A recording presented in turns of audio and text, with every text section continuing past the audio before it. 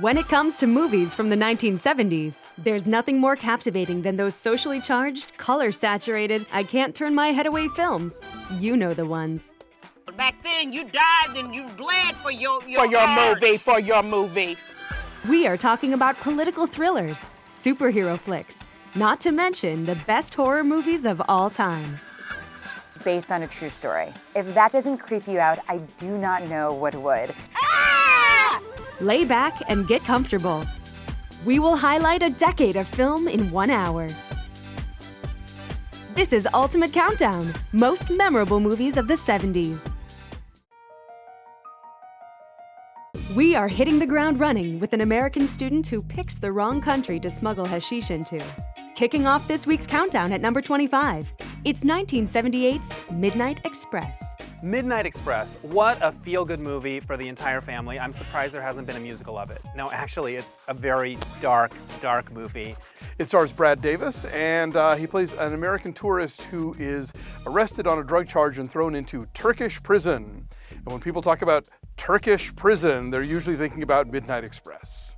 It was never really my dream to be in a Turkish prison before, but after this movie, yeah, that's not something I need to experience. And it was so grueling and intense to watch that the US Navy used to show it to all their sailors before they docked in Turkey as a warning of like, don't mess up, because this is what could happen to you. I mean, it is the ultimate cautionary tale. It's like, don't go to some foreign country and think you're gonna bring home just, maybe 18 kilos of hashish. Brad Davis's character in Midnight Express is a student at the wrong time at the wrong place, much like these high school students from Modesto, California. But these ones drive a 1958 Chevrolet Impala. Rocking and rolling its way to number 24, George Lucas's American Graffiti. It has such a great cast. It's one of those movies that you look at 2, 3, 5 years later and realize, oh God, everybody was in this. The cast is so iconic and also they're kind of hot looking. Like Richard Dreyfuss is a surprisingly really cute middle-aged looking 17-year-old. American Graffiti is probably one of the classic teenage flicks that kind of set up all the other teen movies that have come later. And Americans loved it because it showed us a time, a simpler time for us, a time when we had this joy and this optimism that was the 1950s. And ironically, that would end up leading to a sort of resurgence. And we had the TV show Happy Days, for example, which also starred Ron Howard. It's also very significant because it really brought us Harrison Ford. And his character is this really sexy, really slick drag racer was really the beginning of Han Solo. So American Graffiti is special to this cowboy because it also helped us bring one of the great space cowboys of all time, Han Solo. American Graffiti cracks me up because the whole premise of the movie is, hey, remember the 60s? Or where were you in 1962 when the movie came out in 1973? You couldn't do that today. If you made a movie where the whole premise was, hey, where were you in 2006? Were you getting an iPod or a Zune? The kids in American Graffiti struggle with authority, but not as much as these two journalists. Picking up the biggest political scandal of the 70s and turning it into a great feature film, it's our number 23, 1976's All the President's Men.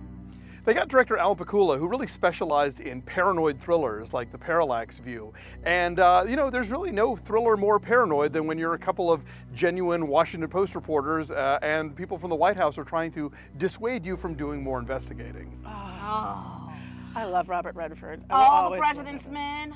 Come on. First of all, this movie about Watergate came out literally really soon after Watergate, Yeah, I like a couple of know. years. The story of the scandal was still fresh in the minds of Americans. Not only that, but it had Golden Boy Robert Redford and the great Oscar-winning actor Dustin Hoffman as Woodward and Bernstein. Robert Redford and Dustin Hoffman were like movie gods. And so it's perfect that they portrayed these guys who are so important in American history. In fact, I know that Bob Woodward has always wished that he actually looked like Robert Redford. Now, Redford worked very hard to get this movie made, and it was a real passion project for him. And it was a really important movie for America to see that there were heroes during the Watergate scandal.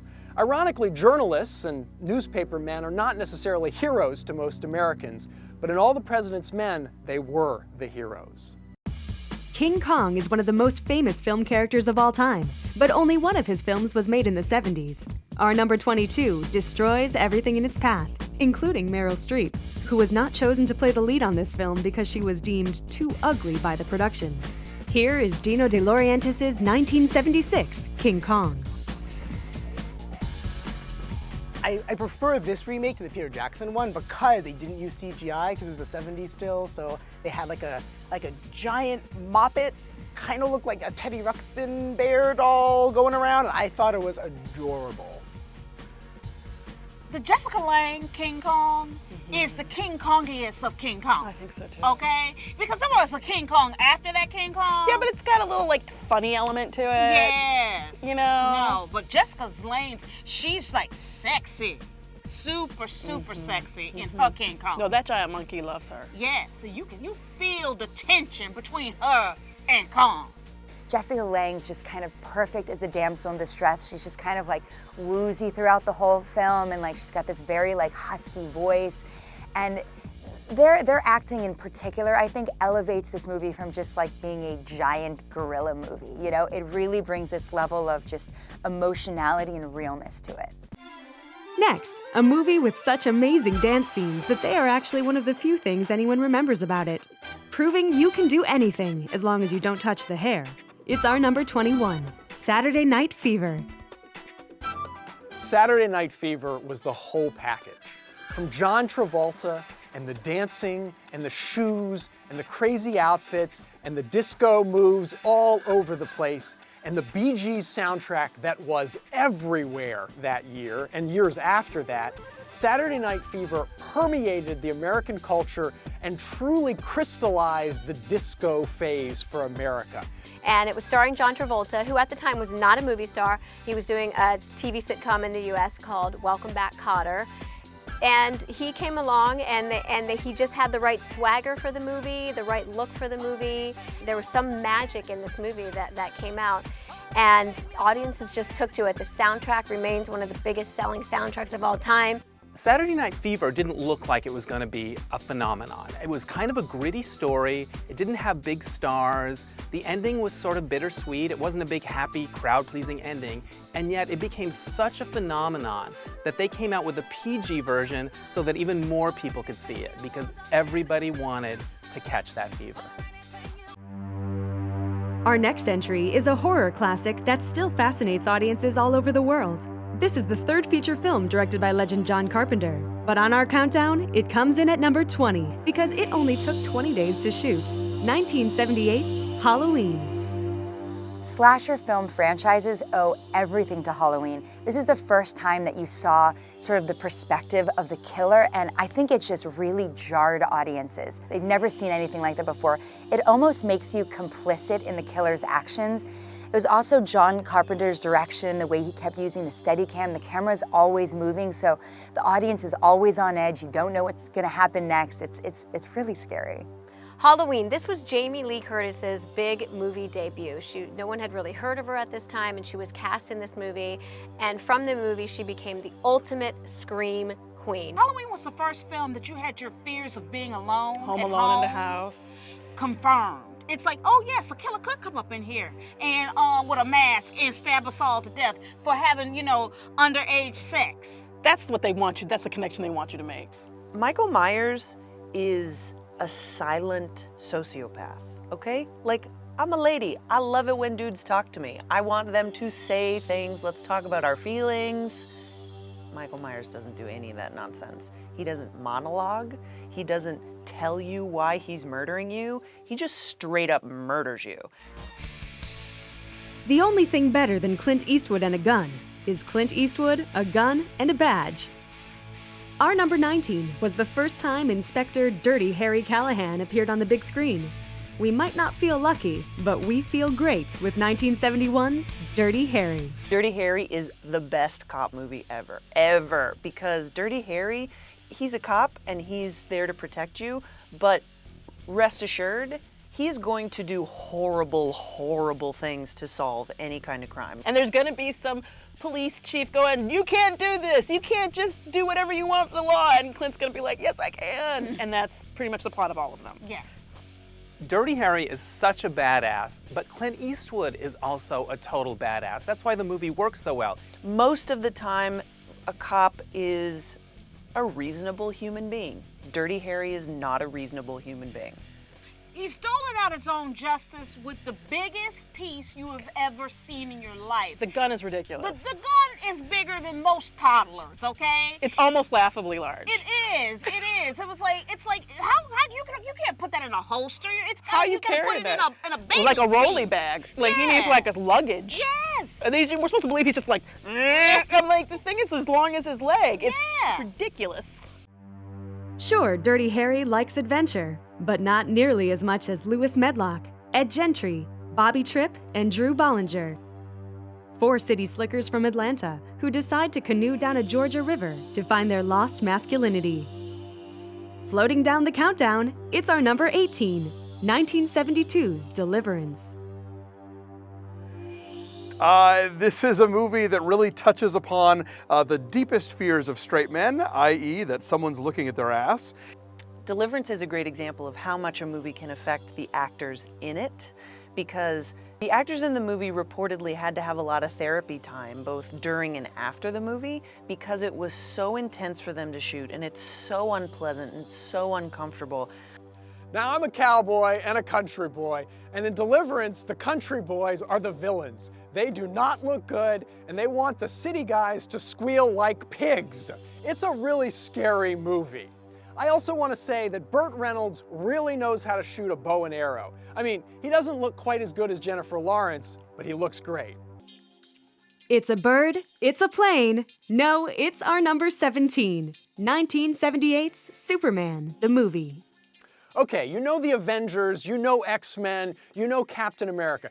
All these huge tentpole superhero movies. Without the original Superman, we don't have those movies. Superman, with its soaring John Williams score and the great acting of Gene Hackman and Marlon Brando and Christopher Reeve, really showed us that a superhero movie can make big bucks. And now, all our movies are superhero movies. Superman is amazing for one reason, Christopher Reeve. He's perfect. He is the most perfect example of what a man could look at. I mean, he was chiseled. His eyes, his hair. I mean, you looked at him and you go, this is all American and super. Yes, put a cape on it. He beat out 200 other people to be Superman. It's all over, Luther. You're coming with me.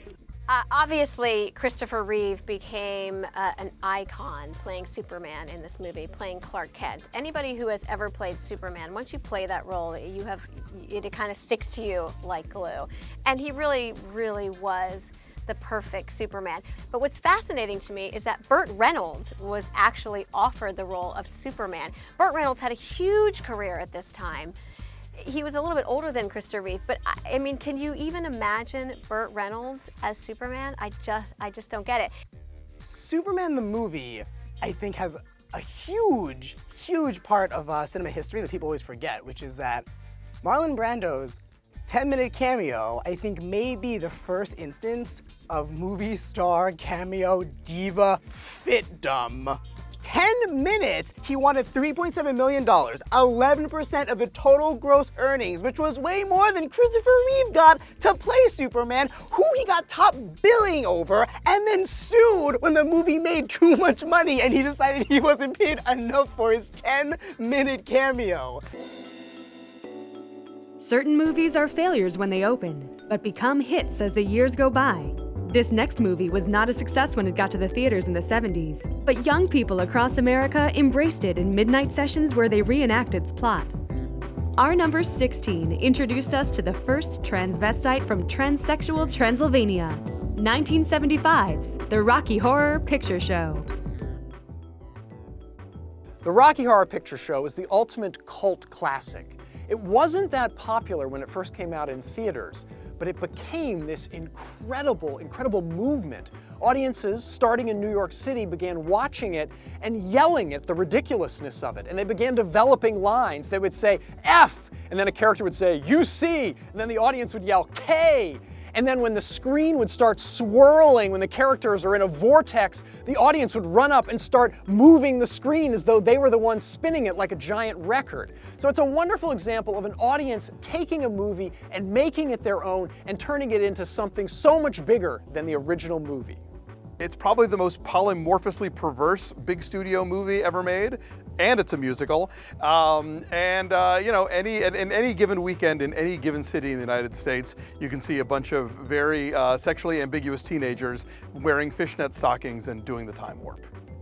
I even went to see the Rocky musical when it was on Broadway, and it was incredible. It was so rousing and exciting, and yes, I might have shed a tear. What? I'm not made of stone. Our next movie shows that when in Rome, do as the Romans do. At number 15, it's Malcolm McDowell and Dame Helen Mirren in 1979's Caligula. Oh, Caligula. So produced by Bob Guccione of Penthouse magazine fame. They managed to get a very legitimate cast, but apparently didn't tell them exactly how hardcore the Roman orgies were gonna get. Here's what I heard about Caligula, and I really hope it's true. After the film was shot, principal photography with the big actors, Bob Guccione went and shot additional hardcore sex scenes with Penthouse pets and other people, and then edited it together. So when it came out, all the actors were like, where did all this sex come from? I mean, if you want to know what a sybarite looks like, watch Caligula. They're people eating and having sex and riding horses and hanging from the ceiling and then throwing up and then... It's really unsanitary. Yes, and then He's sleeping with his sister.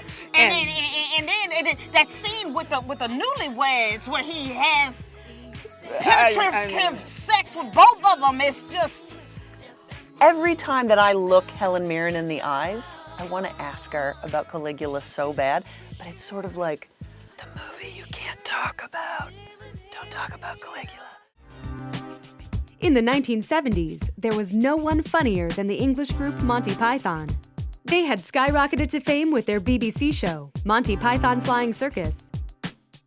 Our number 14 is the group's first feature film, 1975's Monty Python and the Holy Grail. Monty Python and the Holy Grail is one of the most quotable movies of the 1970s. It's just a flesh wound. What is your favorite color? It's the Guardian Bunny. It's filled with these goofy sequence scenes that move sort of together, but are also basically just these wonderful, ridiculous scenes. We wonder whether a sparrow can really carry coconuts. It's that goofy British humor of the 1970s, the Monty Pythons, the Benny Hills, the Dudley Moores, the Beyond the Fringe. It's that humor encompassed into this one movie that really just brings it all, brings the goofiness, and just barely holds together as an actual movie. It is violent and sexy and gory and outrageous and unforgettable. One of the great comedies of all time. Normally, I don't like looking around for anything, but I will search for that Grail with those guys, like, all day long. So funny. I could just quote it, it's got bangs. My favorite. While every movie on this list criticizes one way or another certain cultural and political aspects of the 70s, none did more so than this one. Our number 13 is a brutal and uncomfortable revisitation of the Vietnam War, 1978's The Deer Hunter. The Deer Hunter won 5 Academy Awards, and it deserved every one of them. I love hearing stories about little touches that you don't see on camera that add to the movie. For example, in this movie, the 6 buddies who went to war together, they all carried pictures of themselves as children in a group in their wallets all through the filming, and you never saw them, but it added to that feeling of camaraderie. The Russian roulette scene in Deer Hunter, when they've been caught, and are forced and are being bet on whether or not it's Christopher Walken and Robert De Niro have been caught, and they're sitting in a room being forced to play Russian roulette against Viet each Cong other. or Viet Cong light. They seem like a little rabble-rousy, like they're not exactly official Viet Cong. And this is the thing, they end up using that to escape. Yes. Unfortunately, though, the damages of the war in Vietnam are so profound on everybody, you know, but especially Christopher Walken. Yes. Because later on, he decides to continue playing Russian roulette as sort of like his career. Yeah. It's a very bad career choice. I can't think of a movie that better juxtaposes the horrors of war with, you know, what it was like beforehand. is just devastating. It's a really harrowing journey that you go on with them, and it's beautifully done. This next movie uses a psychiatric hospital as its backdrop. At number 12, Jack Nicholson and Danny DeVito in 1975's One Flew Over the Cuckoo's Nest. Probably the reason why this movie is so iconic is two people. Jack Nicholson, of course, playing the main character, and Nurse Ratched. This character, Nurse Ratched, she was so mean and so nasty and treated the patients in this mental institution like they were little bugs that she could just crush. And so she has become such an iconic character in pop culture history. Jack Nicholson is basically playing Jack Nicholson, but he nails it so well.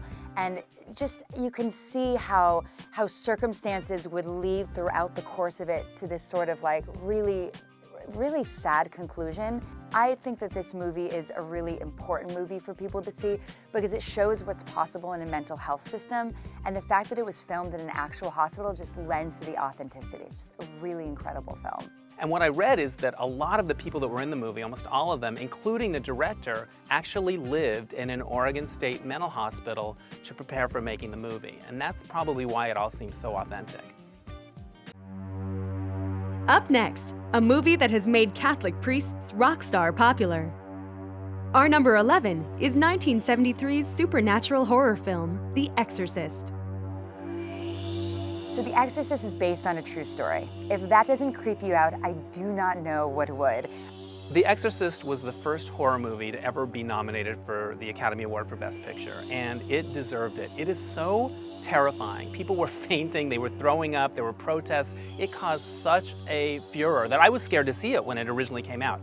I didn't actually see it until it was re-released a number of years later, and when they put out the re-release, the director, William Friedkin, added in a few scenes that weren't in the original, and one of my favorites was where Linda Blair's character walks backwards down the stairs. Like, they hired a contortionist to play her, and she walks backwards down the stairs like a spider. It is so freaky. This is the first time when we see somebody's head spin. A little girl gets possessed by the devil, and her head spins around her body. 360. 360. Just, and you're like, no, that's how. There's nobody home. Okay, what happened? Oh gosh, The Exorcist really birthed the brand of creepy little children, right? Because you can actually draw a family tree of the little girl from The Exorcist, to the little boy from The Omen, to the little girl from The Ring, to the little boy from The Grudge, all the way down to all the creepy incest kids from Game of Thrones. Sometimes an actor becomes even more memorable than the movie that first made him famous. When you think of this movie, you may think of the franchise that followed it. But we just think of a time when Mel Gibson was not crazy. Our number 10 is George Miller's debut feature film, Mad Max.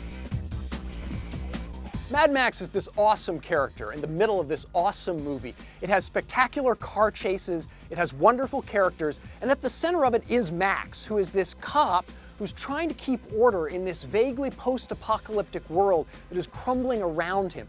And Americans and people all over the world kind of felt that way because the 70s, the world was crumbling all around them. So seeing Max trying to do what was right, but when he had to, bringing the hammer and telling the villains, look, the only way you're going to survive is if you saw your leg off, we liked that because he was fighting against the world, and when he had the chance, he was brutal with that tough world.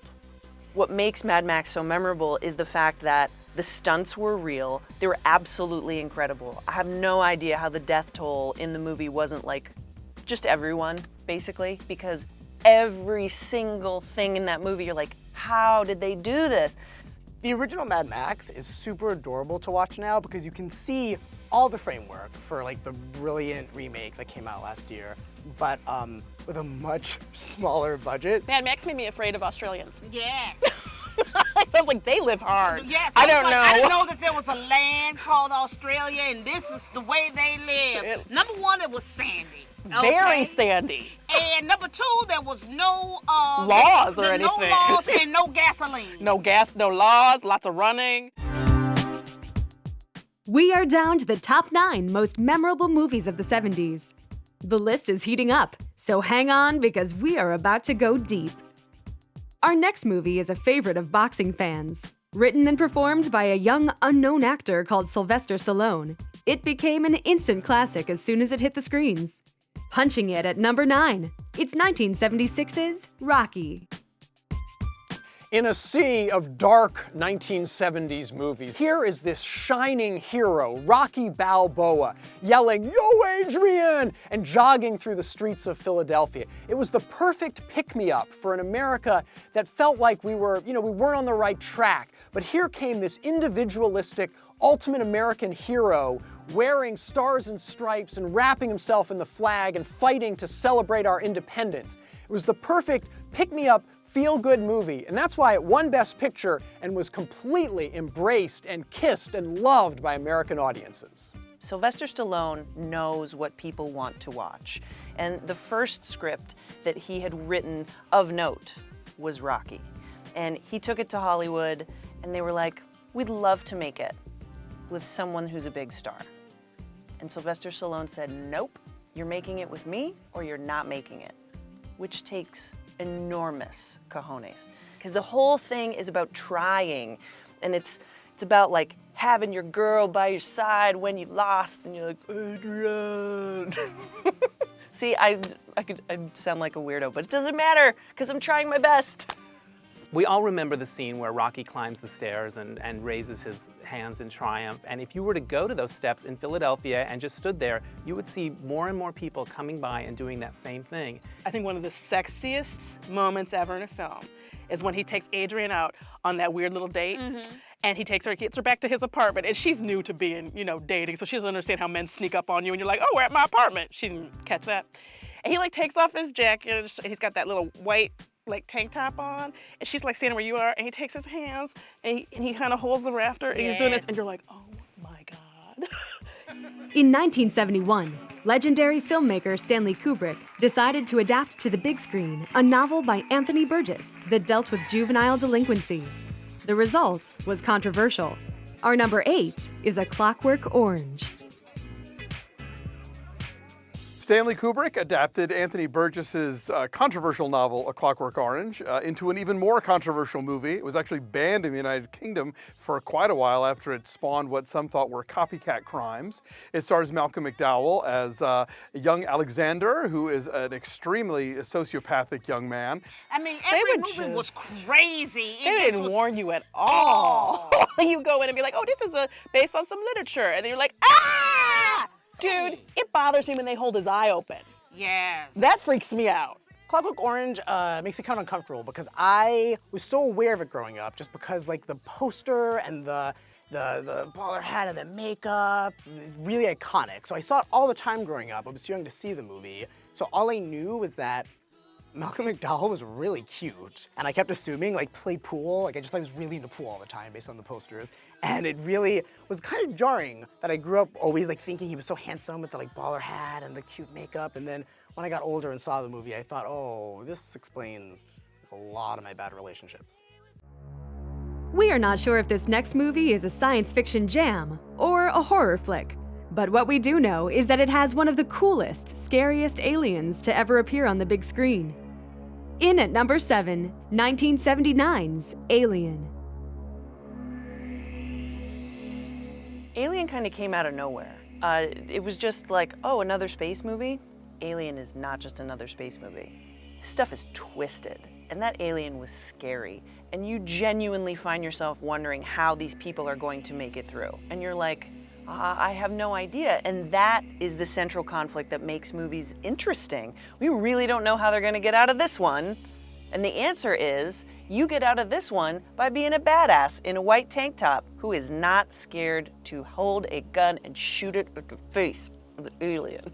Not that many women get to be action stars. Sure, we have Jennifer Lawrence now, but Sigourney Weaver in the 1970s was a kick-ass, badass, awesome star. No one had ever heard of her. She came off of Broadway. She hadn't done any films before, and the producers saw her and found her and thought that she would be so perfect for this role, and of course she was, and of course it turned her into a huge box office star. And there is an extraordinary scene where an alien bursts out of the stomach of one of the characters. It's one of the most gruesome dinner scenes you will ever see.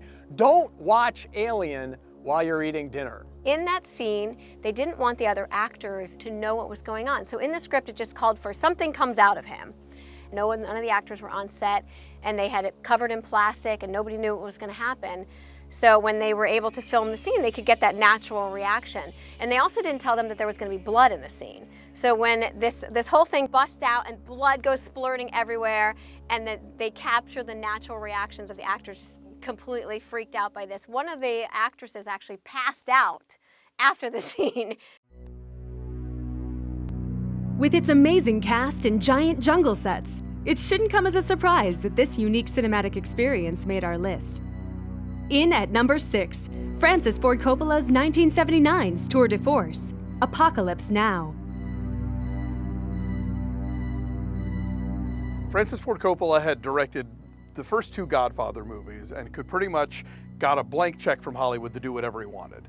And whatever he wanted was a hugely ambitious adaptation of Joseph Campbell's Heart of Darkness set against the madness of the Vietnam War. The filming was supposed to take 6 weeks. It took 16 months. The director, Francis Ford Coppola, when the film started to go over budget, he wrote a check for several $millions of his own money. He even mortgaged his home and his winery in Napa Valley just so they could get the money to finish the movie.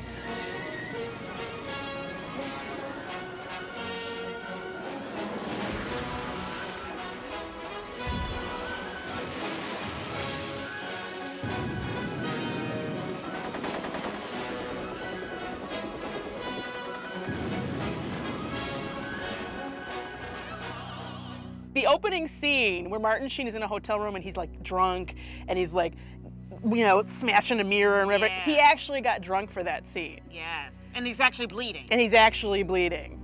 That was back, I think, before we had actors' unions. Yes. Which was a very important change. Because I'm going to tell you something. I just don't see Zac Efron. Young Hollywood wouldn't do that. Pitch Perfect 3. That's not going to happen. No, back then you died and you bled for your art. For your movie.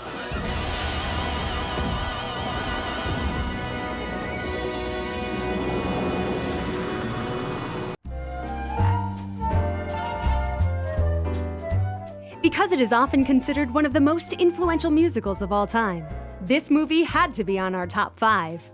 Last call at number 5, it's 1978's Grease. Grease starts out really sweet because it's this sweet girl who's so unassuming, and she really likes this boy who's so naughty, but he seems like a good person. And then, like, all their friends get involved, and it's super annoying, and they sing songs about, like, how annoying love is. Grease is the highest grossing movie musical in all of American history. And it's not hard to believe because it's just such wholesome family fun. Like, it's impossible not to love Grease. The casting is perfect. There's like incredible character actors like Stockard Channing in it. And the production design is amazing. It's like this 1950s fever dream. And the charisma of the leads and their chemistry is just perfection. It's really impossible not to love Grease. So the American movie musical was pretty much dead by the mid-70s. But then came Grease, which cast a lot of 30-year-olds as teenagers and tapped into the 1970s nostalgia for the 1950s, and it became the highest-grossing movie of all time. I think that after Grease, like, sales of shiny spandex leotard pants, like, went through the roof. Because, like, not only did Olivia Newton-John look great in them, but they sent a very clear message. That's how I get my man. The next movie gave new meaning to riding shotgun. Driving its way to number 4, it's Martin Scorsese's neo-noir psychological thriller from 1976, Taxi Driver. In Taxi Driver, Robert De Niro portrays Travis Bickle as a Marine who is slowly falling apart and losing his handle on reality. And America was kind of falling apart and losing its handle on reality.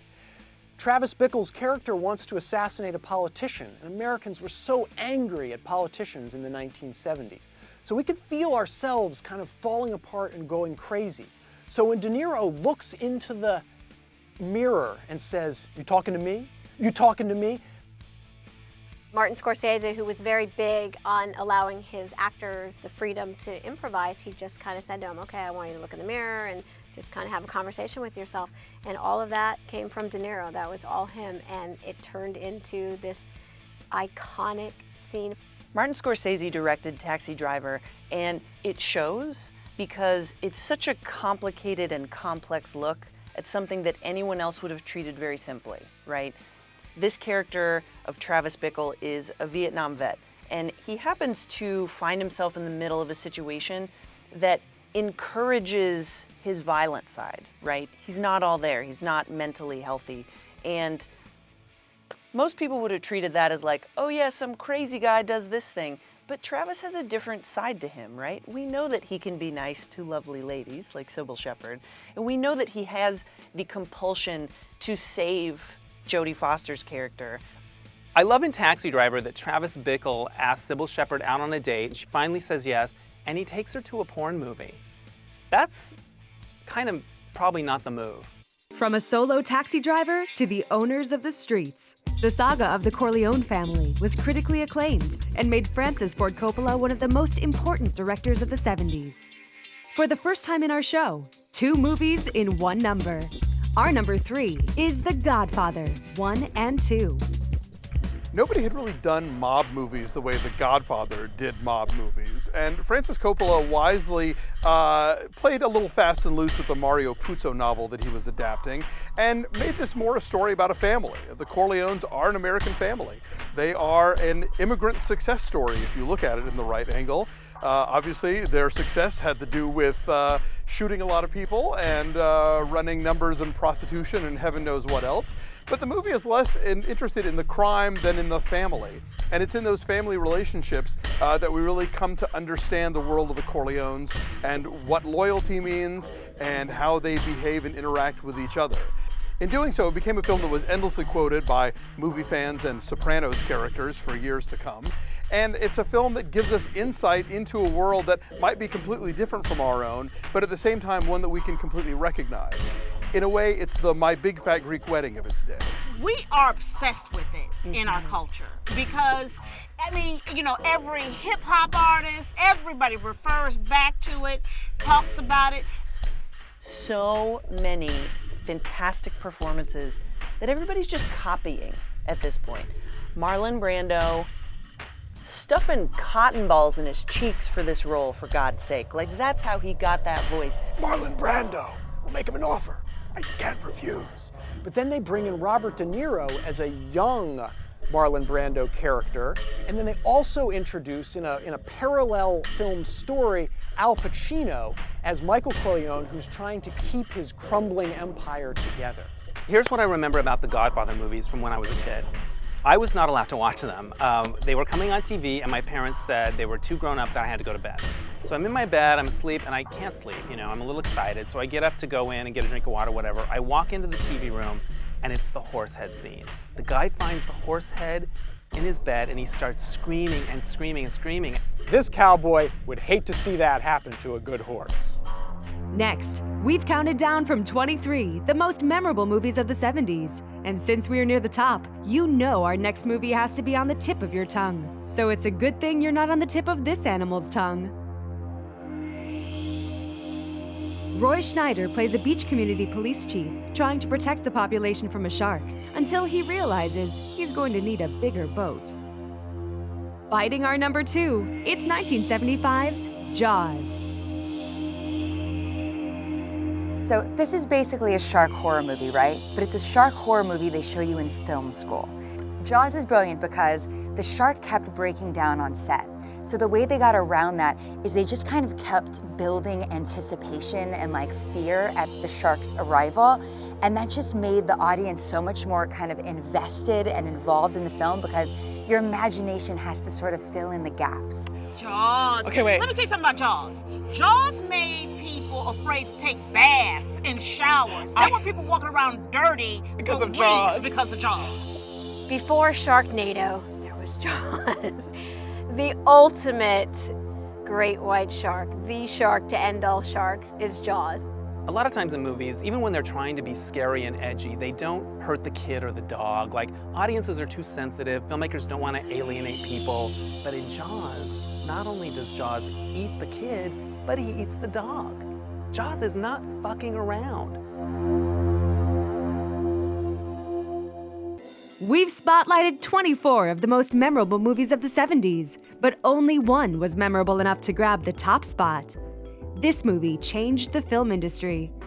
Even though they added A New Hope to the original title, we still know our number one for its original name, Star Wars. What I love about Star Wars is that it's not trying to be cool. It wears its heart on its sleeve. Like C-3PO, that's kind of a corny character, but he's right in the mix. Chewbacca, a lot of people could be like, that's kind of dumb. He looks like a crazy Muppet thing. But no, Star Wars had room for all of this stuff. There was something really futuristic and high-tech about it, but also low-tech and sort of analog about it. And it's that combination that really just worked its way into everybody's heart. George Lucas was a student of Joseph Campbell, who wrote The Power of Myth, who talked about the mythology of stories and how so many stories have a hero's journey and have so many different similarities and obstacles and wise old characters like Obi-Wan Kenobi. So Star Wars resonated not only as an extraordinary feat of science fiction movie making, but also as a very, very beautiful storytelling process that George Lucas really, really perfected. It really truly is about a film that had these iconic characters. It had so much heart. It had such a unique premise for the time, and audiences have just been captivated by it. This has turned into a franchise of epic proportions.